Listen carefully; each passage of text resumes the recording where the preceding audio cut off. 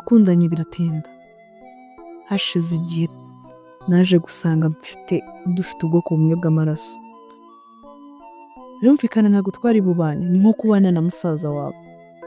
Twari dufite ubwoko bw'amaraso budashobora guhura. Abantu bize biology barabyumva. Urumva ntabwo byashobokaga ko dukomezanya. Narababaye, byarambabaje cyane.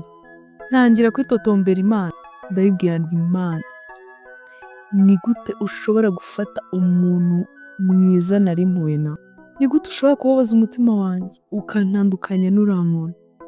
Hatabayeho kwangana cyangwa kubabaza undi, cyangwa kurakazanya cyangwa kubangamirana, ahubwo tugatandukanwa n'uko tudashobora guhura kubera ubwoko bw'amaraso yacu atahuraga.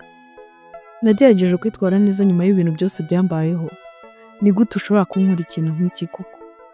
Kunzanira umuntu mwiza ugatuma birangira nk'uko birangiye?